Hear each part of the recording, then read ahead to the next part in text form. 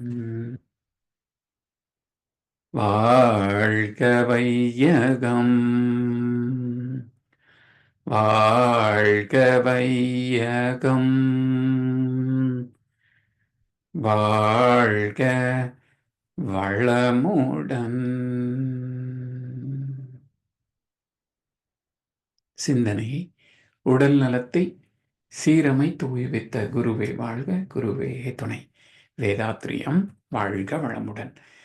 இன்று வரை உலகில் தோன்றிய அனைத்து சித்தர்களும் ஞானிகளும் மகான்களும் மற்றும் வேதாத்திரிய கோட்பாடுகளை அர்ப்பணிப்புணர்வோடு அகிலமெங்கும் உணர்வாக்கிக் கொண்டிருக்கும் ஞானாசிரியர்களின் மதிநுட்பமும் ஒருவர்களோடு சுக்குமமாய் நம்மை சூழ்ந்திருந்து நாம் உய்வதற்கு துணை நிற்குமாக என்று சங்கல்பித்துக் கொண்டு இன்றைய தவ நிகழ்வை இறைவணக்கம் குரு வணக்கத்தோடு நாம் இனிதே துவங்குவோம். இறை வணக்கம் பாட அருள்நிதி ஸ்ரீராம் ஜேபி ஐயா அவர்களை அன்போடு அழைத்தமைவோம். வாழ்க வளமுடன் ஐயா.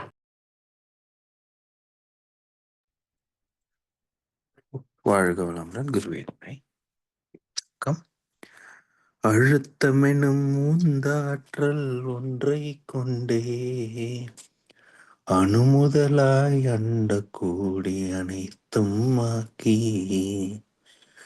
வழுத்தம் ஓர் அறிவு முதல் ஐந்தும் மாறம் வகை வகையாய் உயிரினங்கள் தோற்றுவித்து முழு திறனுடன் காத்து முடிக்கும் மேலாம் முழு முதற் பொருளே நம் அறிவாயாற்றும்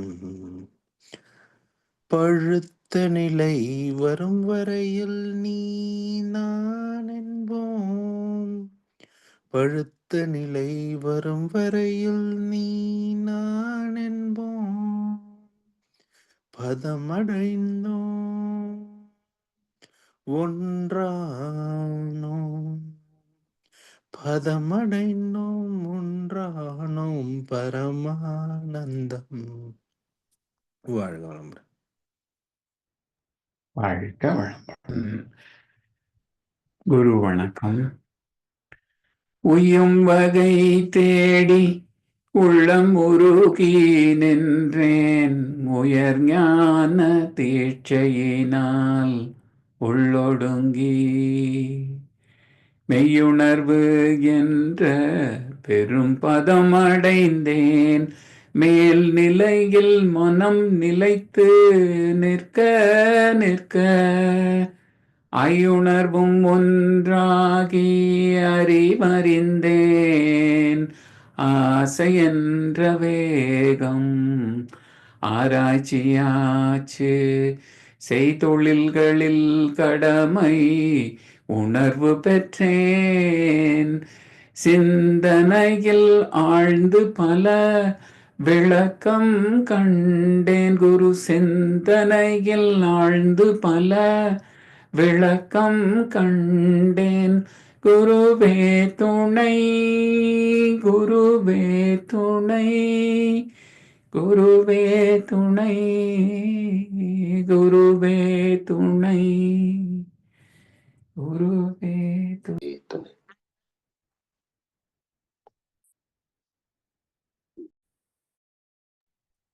வாழ்க வையகம், வாழ்க வையகம், வாழ்க வளமுடன். இன்று நமக்காக ஆழ்ந்த 9 மைய தவம் நடத்திய அருள்நெறி கார்த்திகேயன் ஐயா அவர்களை வாழ்த்துவோம். அருள்நெறி கார்த்திகேயன் ஐயா அவர்கள் வாழ்க வளமுடன். அவர்களின் நண்பு குடும்பம் வாழ்க வளமுடன். அவர்களின் உடல்நலம், பொருள்வளம், மனவளம் மற்றும் அவர்களின் ஆன்மீக தொண்டு வாழ்க வளமுடன். வாழ்க வளமுடன். வாழ்க வளம். வாழ்க வளமுடன். அருமையான ஆழ்ந்த தவம். நன்றிகள் ஐயா. தொடர்ந்து ஞானமும் வாழ்வும் மனிதருள் வேறுபாடு தலைப்பிலே நச்சிந்தனை வழங்கிட மூத்த பேராசிரியர் ஞானாசிரியர் அருள்நிதி பழனிசாமி வேலுசாமி ஐயா அவர்களை அன்போடு அழைத்தமைவோம். வாழ்க வளமுடன் ஐயா. வாழ்க வளமுடன் ஐயா. வாழ்க வையகம், வாழ்க வையகம், வாழ்க வளமுடன். குரு வாழ்க, குருவே துணை. சான்றோர் பெருமக்களே, மனிதருள் வேறுபாடுக்கான காரணங்கள் 16. அவற்றிலே இரண்டாவது அம்சம் உணவு. கருவமைப்பு என்ற முதல் காரணத்திற்கு அடுத்த இடத்திலே உணவை வைத்ததற்கான காரணம் என்ன என்பது ஒரு ஆராய்ச்சிக்குரிய கேள்வி. 7 சம்பத்துக்களையும் மாற்றி அமைக்கின்ற திறம் உணவுக்கும் உண்டு. உணவு மலமாக மாறுகிறது என்பதும் உணவிலிருந்து நமக்கு உயிர் சக்தி கிடைக்கிறது என்பதும் எல்லோருக்கும் தெரிந்த விஷயம். ஆனால் பலருக்கு தெரியாத ஒரு உண்மை என்ன என்றால், உணவே மனமாகவும் மாறும், உணவே குணங்களாகவும் மாறும். எப்படி என்றால், உண்ணுகின்ற உணவு செரித்து 7 தாதுக்களாக பயணித்து 7வது தாதுவிலிருந்து நமக்கு உயிர் சக்தி, ஜீவன் சக்தி கிடைக்கிறது. ஜீவகாந்தம் என்றாலே அதுல ஈர்ப்பு, விலக்கு என்ற 2 தன்மை உண்டு அல்லவா? அப்போ உயிர்களிலே இருந்து ஆற்றலை எடுக்கின்ற போது, தாவரங்களும் ஒரு உயிர் தானே, அந்த உயிர் சக்தியை பிரிக்கின்ற போது அந்தந்த உயிரின் வாழ்க்கை அனுபவங்கள் எல்லாமே அந்த உணவிலே உயிரிலே, காந்தத்திலே பதிந்திருக்கும். அந்த காந்த அலைகள் நமது உடலோடு பயணிக்கின்ற போது அதன் தாக்கத்தை நம்முடைய ஜீவாந்தத்தின் மூலமாக நமக்கும் வெளிப்படுத்தும். அதனால் இந்த உணவையும் எளிய தெய்வ வழிபாட்டுக்கு ஏற்ற வகையிலே அமைக்க வேண்டும் என்பதை வார்த்தையிலேயே பாருங்களேன். இறை வல்லினரா, அது தெய்வத்தை குறிக்கும். இறை மெல்லினரா, இது உணவை குறிக்கும். அப்போ உணவுக்கும் கடவுளுக்கும் ஒரு சம்பந்தம் இருக்கு என்பதனால் தானே இப்படி வச்சிருக்கிறாங்க. இரண்டும் இறை. அது மட்டுமல்ல, அது வல்லினம், உலகத்தையே தாங்கி நடத்தி கொண்டிருக்கக்கூடிய சர்வ வல்லமை மிக்க பேராற்றல். இது மெல்லினம். உணவு மென்மையாக எளிதில் செரிக்கக்கூடியதாக இருக்க வேண்டும் என்ற ஒரு அடிப்படை தத்துவத்தை மொழி அமைப்பிலேயே வச்சிருக்கிறாங்க பாருங்க.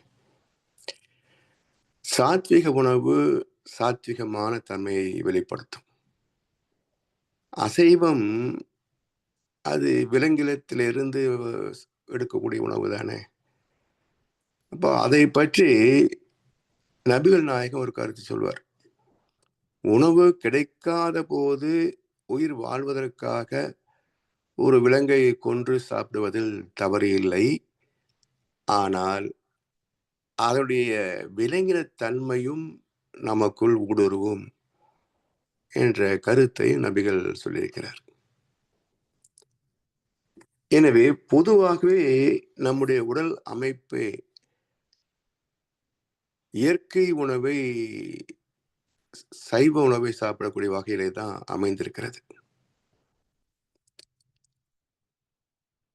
உணவு மனமாக மாறுகிறது என்ற கருத்தை பகவத்கீதையிலேயும் ஒரு குறிப்பு தந்திருக்கிறாங்க.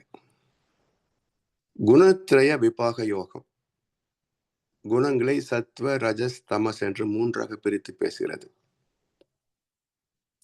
அதே போல உணவையும் 3 வகையாக பிரித்து பேசுகிறது கீதை.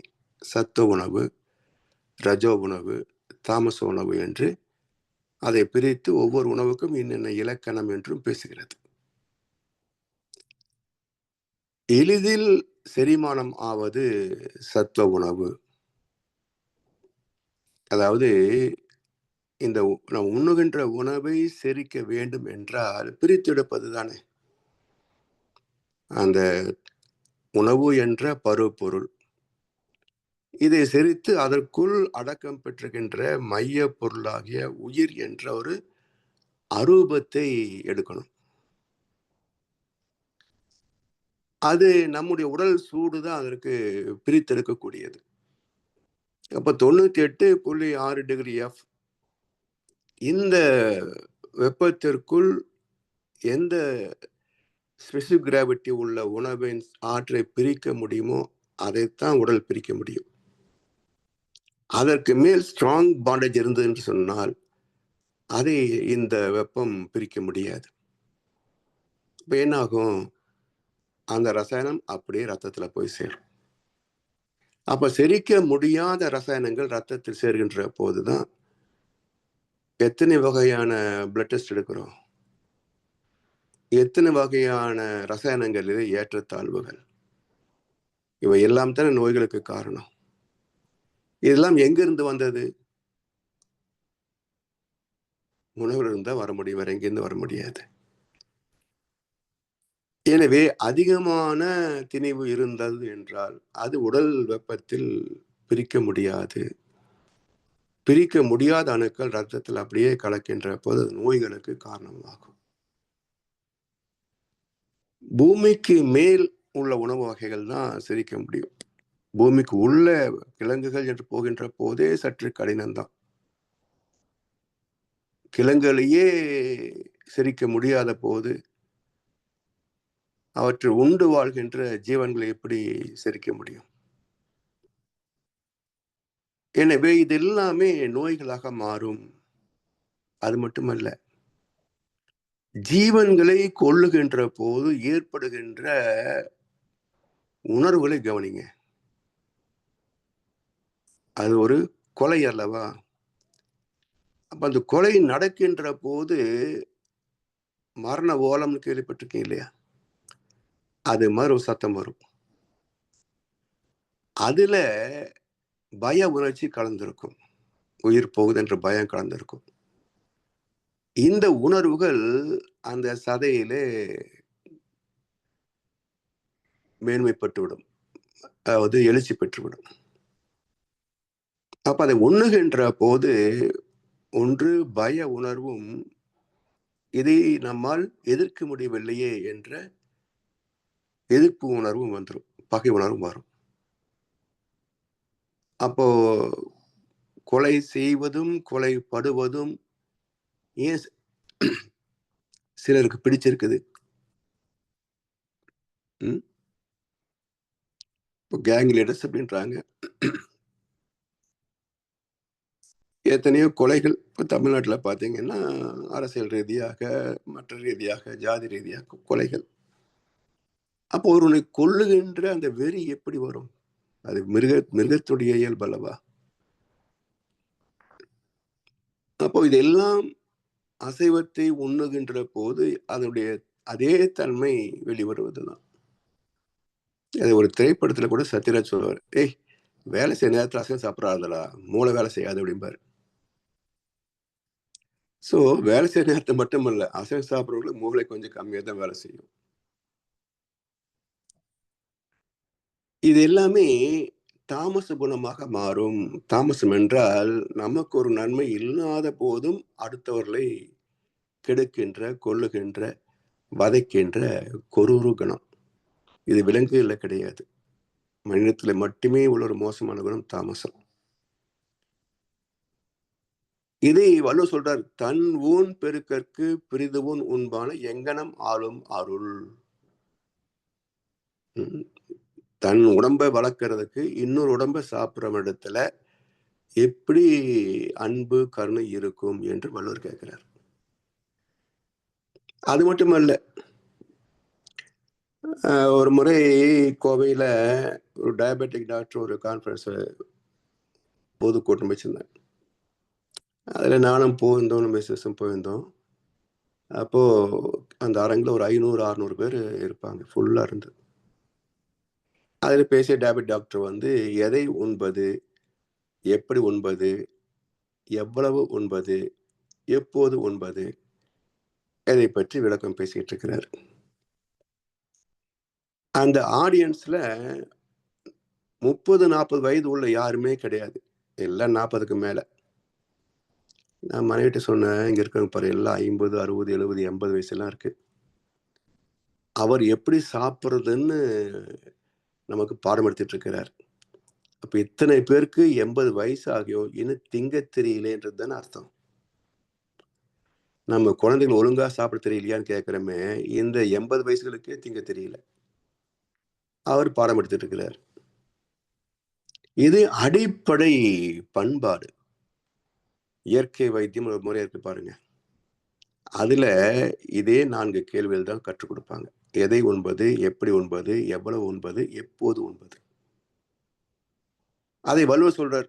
வள்ளுவர் பாருங்களேன், 133 அதிகாரங்கள். அது 25 அதிகாரம் என்பத்துப்பால். மற்ற 108 அதிகாரங்களிலே உணவு என்ற தலைப்பே கிடையாது. அந்த அதிகாரத்திற்கு என்ன தலைப்பு வச்சார் தெரியுங்களா? மருந்து என்று தலைப்பு வச்சார். இயற்கை வைத்தியம் உணவே மருந்து, மருந்தே உணவு அப்படிங்கும். உணவே மருந்து. அப்ப உணவு உண்பதை மருந்து போல பயன்படுத்த வேண்டும். ஏன்னா உணவு நமக்கு உயிரை மட்டும் தருவதில்லை, உயிர்ச்சத்தை காப்பாற்றுவதற்கான மருந்தும் அதுதானே. எல்லாம் சாப்பிட்டா தானே உள்ள போய் வேலை செய்யும். எனவே மருந்தன வேண்டாவாம் யாக்கைக்கு அருந்தியது அற்றது போற்றி உனின். அருந்தியது அற்றது போற்றி உனின். இந்த அருந்துதல் என்ற வார்த்தையே தமிழ்நாடு, தமிழை வளர்த்தவர்கள் 50 வருஷமா. ஆனா இலங்கை போன போது அவங்க உணவருந்தலாமா அப்படின்னாங்க. இது நாங்க இந்த ராஜா நாடகம் போடும்போது தான் இந்த டைலாக்ல பேசுவோம். நீங்க என்ன பொதுவாகவே உணவருந்தலாமான்னு கேட்குறீங்களே அப்படின்னு. அதுதானே எங்க தமிழ் சொல் அப்படின்னாங்க. நாங்களாம் சாப்பிடலாமா திங்கலாமான்னு தான் கேட்போம். சரி, சிங்கப்பூர் போயிருந்த போது பசியாறலாமான்னாங்க. பசியாறுவதா? இது எங்கேயோ படிச்ச மாதிரி தான் இருக்குது. ஆனா தமிழ்நாட்டில் இந்த சொற்களே கிடையாது, வழக்கிலேயே கிடையாது. அப்ப உண்பது, தின்பது, விழுங்குவது, அருந்துவது, பசியாறுவது, இப்படி பல சொற்கள் இருந்தாலும் அதிலே கருத்துகள் என்னன்னு பாருங்க. மெல்லாமல் அப்படியே உள்ள தள்ளினா விழுங்குதல். சும்மா அப்படியே 4 புரட்டு போட்டு உள்ள போட்டீங்கன்னா சாப்பிடுதல். அருந்துதல் என்றால் தண்ணி தான் குடிக்கணும்னு சொல்லுவோம், நீர் அருந்துதல் அப்படிம்போம். இயற்கை வைத்தியத்துல நீரை உண் உணவை குடி என்பார்கள். நீரை உண் உணவை குடி. என்னது தலைகீழ் பாடமா இருக்குது என்றால், திரவ உணவுகளை உண்கின்ற போது மடக்கு மடக்குன்னு குடிக்கிறோமே ஜூஸ், அது செரிக்காது. ஒரு சின்ன ஸ்பூன் எடுத்து ஒவ்வொரு ஸ்பூன்ல வச்சு அதை உமிழ்நீரோடு கலந்து சாப்பிடணும். ஏன்னா ஜூஸ் என்பது ஒரு பழத்தின் சாறு, திணிவு பெற்ற பொருள். அது அப்படியே உள்ள தள்ளணும்னா செரிமானம் ஆகாது. ஒரு ஒரு குவளை பழச்சாறு கொடுத்தாங்கன்னா 1 மணி நேரம் குடிம்பாங்க இயற்கை வைத்தியத்துல. அது உணவை நன்கு மென்று உமிழ்நீரோடு கலந்து அது பாதி செரிமானம் வாயிலே ஆயிரும். அந்த கூழை தான் குடிக்கணும். உணவை குடி, நீரை உண். இப்படி அந்த நீரான பிறகு அருந்துவது. உணவு அருந்துதல். பசி ஆறுதல் என்றால் இப்படி அருந்துகின்ற உணவு பசி ஆறிய பிறகு நிறுத்திடணும்.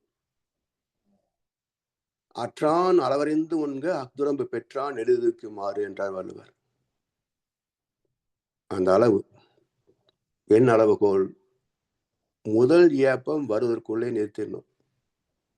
ஏப்பம் வந்தா அதுக்கு மேல சாப்பிடாதன்னு அர்த்தம். 2 முறைக்கு மேல ஏப்பம் வராது, சொன்ன கேட்க மாட்டான்னு விட்டுரும்.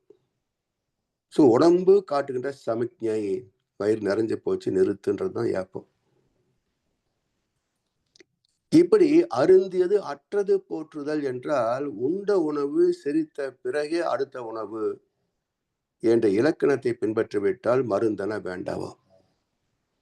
உடம்பு நோயும் கிடையாது, மருந்தும் தேவைப்படாது.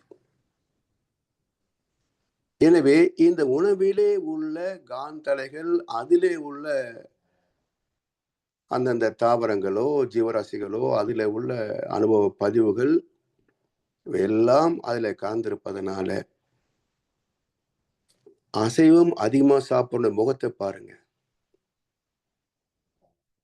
இன்றைக்கு நான் கவனிக்கிறேன், கடந்த ஒரு 10 வருஷங்களாக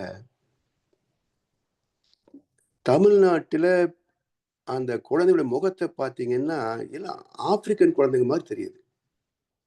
அதுக்கு மேல இந்த தலைக்கு முளைப்பாரி போட்ட மாதிரி முடியை தூக்கி மேல நீட்டுக்கிறது வேற.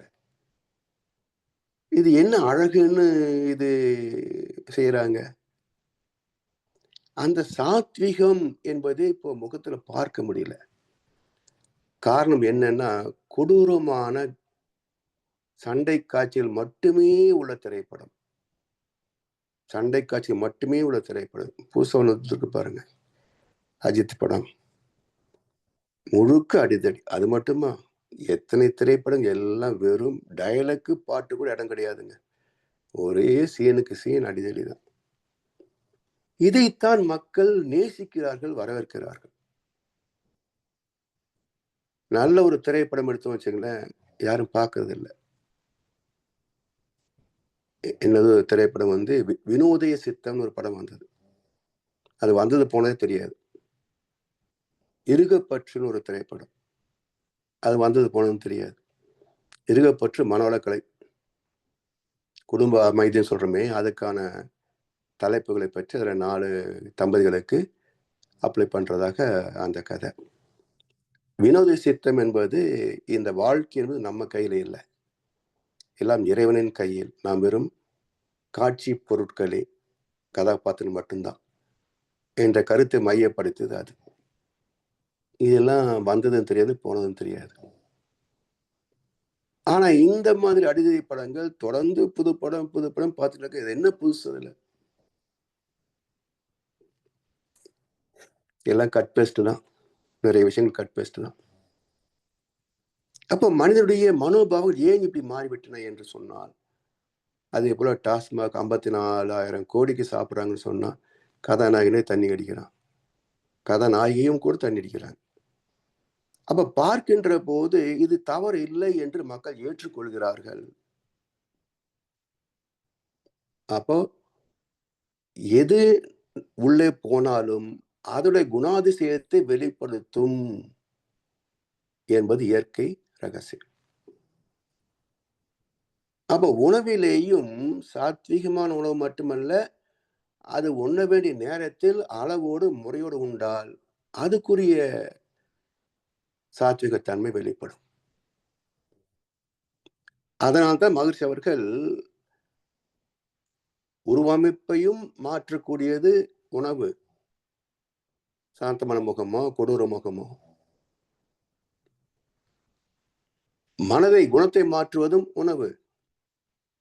குணம் மாறுகின்ற போது சிந்தனை மாறும். அப்ப அறிவின் தன்மை சிந்திக்க முடியாத போது அறிவு மழுங்கி போகும்.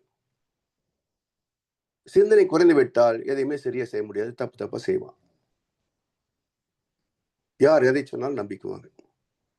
அப்ப உருவமைப்பு, குணம், அறிவில் உயர்வு, கீர்த்தி எப்படி வரும்? நல்லா செஞ்சா புகழ், நல்லா செய்யலைன்னா கீர்த்தி எப்படி வரும்? உடல் வலிவு, எல்லாம் நோயாளியான பிறகு உடல் வலிவு எப்படி வரும்? சரி, இந்த 6 கெட்ட பிறகு எப்படி சம்பாதிக்க முடியும் சொல்லுங்க? செல்வம் எப்படி வரும்? திருடித்தான் சேர்க்கணும். எனவே 7 சம்பத்துக்களையும் பாதிக்கக்கூடியது உணவும் கூட. அதனால்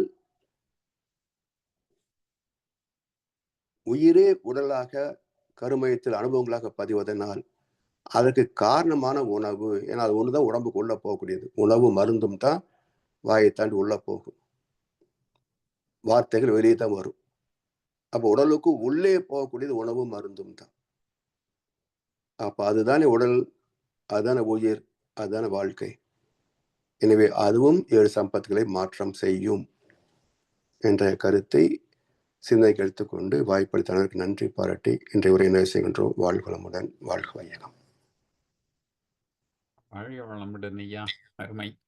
வாழ்க வளமுடன் ஐயா. உணவே நாம் உண்ணும் உணவாகவே நம்மை நாம் கட்டமைத்துக் கொள்கின்றோம். வாழ்க வளமுடன். அருமையாக தொடர்ந்து சிறப்பாக விளக்கம் வழங்கி வந்து கொண்டிருக்கும் மூத்த பேராசிரியர் ஞானாசிரியர் அருள்நிதி பழனிசாமி வேலுசாமி ஐயா அவர்களும் அவரது மனைவி குடும்பத்தினரும் அருட்பெயர் ஆற்றல் கருணையினால் உடல் நலம், நீளாயுள், நிறை செல்வம், உயர் புகழ், மெய்ஞானம் ஓங்கி வாழ்க வளமுடன், வாழ்க வளமுடன், வாழ்க வளமுடன். பாடல்கள் பாடி நிறைவு செய்வோம். வேதாத்திரிய பாடல் பாட அருள்நிதி ஸ்ரீராம் ஜேபி ஐயா அவர்களும், பிரம்மஞான கவி பாட அருள்நிதி கார்த்திகேயன் நாகேந்திரன் ஐயா அவர்களும், உலக நல வாழ்த்து பாட அருள்நிதி சிவகுமார் ஐயா அவர்களும். வாழ்க வளமுடன். வாழ்க வளமுடன். வேதாத்திரிய பாடல். போரில் நல்லுலகம், பொருள் துறையில் சமநீதி, நேர்மையான நீதிமுறை, நில உலகிற்கோராட்சி, சீர் செய்த பண்பாடு, சிந்தனையோர் வழிவாழ்வு, சிறப்புணர்ந்த பெண் மதிப்பு, தெய்வ நீதி வழிவாழ்தல், தேர் திருவிழா தவிர்த்தல், சிறுவர்க்கே விளையாட்டு, செயல் விளைவு உணர்கல்வி, சீர்காந்த நிலை விளக்கம், பார் முழுதும் உணவு நீர் பொதுவாக்கல், பல மதங்கள் பல கடவுள் பழக்கம் ஒழித்து உண்மை ஒன்றை தேர்ந்தெடுத்தல். வழங்கலுடன் பிரம்மஞான கவி. இறைவழியே தன்னிருக்க சூழ்ந்தழுத்தும் மாற்றல், சூழ்ந்தழுத்தும் மாற்றல், இதன் திணிவு மடிப்பு விழ சுழலும் நுண்விண்ணாம், இதன் திணிவு மடிப்பு விழ சுழலும் நுண்விண்ணாம், நிறைவெளியில் விண் சுழல நெருக்குகின்ற உரசல், நெருக்குகின்ற உரசல், நிலை வெளியில் எழுப்புகின்ற நேரலைகள் காந்தமாம், நிலை வெளியில் எழுப்புகின்ற நேரலைகள் காந்தமாம், மறைப்பொருளாம் காந்தம் தன் மாத்திரைகள் ஐவகை, தன் மாத்திரைகள் ஐவகை, மலைக்காதீர்வின் கூட்டம் மாபூதம் ஐந்துமாம், மலைக்காதீர்வின் கூட்டம் மாபூதம் ஐந்துமாம், முறையாய காந்த அலை மனமாம் உயிர் உடல்களில், மனமாம் உயிர் உடல்களில், மதி உயர்ந்தி உண்மை பெற மாபிரம்ம ஞானமாம், மதி உயர்ந்தி உண்மை பெற மாபிரம்ம ஞானமாம், மாபிரம்ம ஞானமாம்.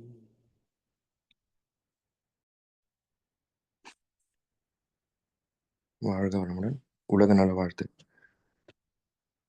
உலகமெல்லாம் பருவமழை ஒத்தபடி பெய்யட்டும், உழவரெல்லாம் தானியத்தை உவப்புடனே பெருக்கட்டும், பல தொழில்கள் புரிகின்ற பாட்டாளி உயரட்டும், பகுத்துணர்வில் தொகுத்துணர்வு பண்பாட்டை உயர்த்தட்டும், கலகங்கள் போட்டிப்பகை கடந்தாட்சி நடக்கட்டும், கல்லாமை கடன் வறுமை கலங்கங்கள் மறையட்டும், நம் நலவாழ்வை அளிக்கும் மெய் ஞான ஒளி வீசட்டும், நம் கடமை அறவாழ்வின் நாட்டத்தே சிறக்கட்டும், நம் கடமை அறவாழ்வின் நாட்டத்தே சிறக்கட்டும். வாழ்க வையகம், வாழ்க வையகம், வாழ்க வளமுடன். நன்றி ஐயா. வாழ்க வளமுடன்.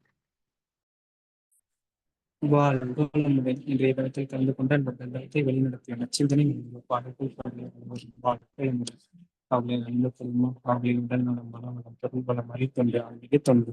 வாழ்க வளமுடன், வாழ்க வளமுடன், வாழ்க வளமுடன். இத்துடன் இன்றைய காலையில் மகிழ்வோடு இதே நிறைவு பெறுகின்றது. இதையெல்லாம் குருவரெல்லாம் நம் அனைவரும் எப்பொழுதும் சொல்கிறது. நம்மை இந்த நிலை மனப்பயணத்திலே சிறந்த முறையிலே வழிநடத்தட்டும் என வாழ்த்தி நன்றி கூறிய மிகிறோம். வாழ்க வையகம், வாழ்க வையகம், வாழ்க வளம்.